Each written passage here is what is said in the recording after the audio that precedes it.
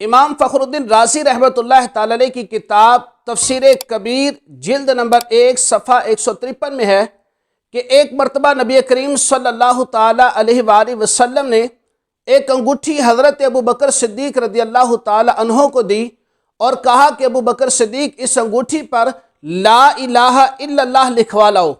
حضرت ابو بکر صدیق رضی اللہ تعالی عنہ انگوٹھی لی، کاتب کے پاس پہنچے، لیکن حضرت ابو بکر صدیق رضی اللہ تعالی عنہ کے مزاج عشق نے یہ پسند نہ کیا کہ ذکر خدا تو ہو لیکن ذکر مصطفیٰ نہ ہو، کہ میں لا الہ الا اللہ تو لکھواؤں لیکن محبوب علیہ السلام کا نام نہ لکھواؤں۔ آپ نے کاتب سے کہا، اے کاتب اس انگوٹھی پر لکھ دو لا الہ الا اللہ محمد رسول اللہ۔ آپ انگوٹھی دے کر واپس آ گئے۔ جب کچھ دنوں کے بعد وہ انگوٹھی واپس نبی پاک علیہ السلام کی بارگاہ میں پہنچتی ہے، نبی پاک علیہ السلام نے جب اس انگوٹھی کو دیکھا تو کیا دیکھتے ہیں کہ اس پر لکھا ہوا ہے لا الہ الا اللہ محمد الرسول اللہ ابو بکر صدیق۔ نبی پاک علیہ السلام نے ابو بکر صدیق رضی اللہ تعالیٰ عنہ سے پوچھا،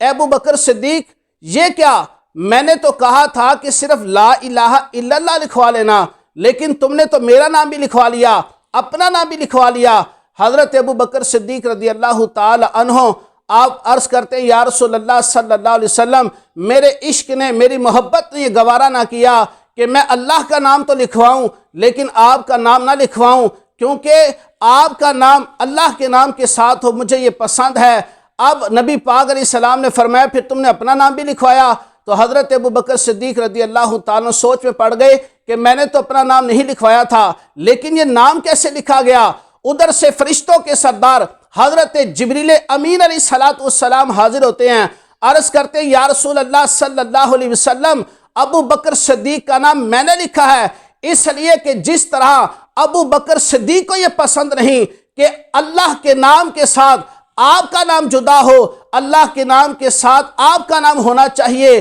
اسی طرح رب کو بھی یہی پسند ہے کہ محبوب تمہارے نام کے ساتھ ابو بکر صدیق کا نام بھی ہونا چاہیے، اس لیے ابو بکر کا نام محبوب علیہ السلام آپ کے نام کے ساتھ میں نے لکھا ہے۔ اور اسی لیے کسی شاعر نے کہا، خدا کا ذکر کرے اور ذکر مصطفیٰ نہ کرے، ہمارے منہ میں ہو ایسی زباں خدا نہ کرے۔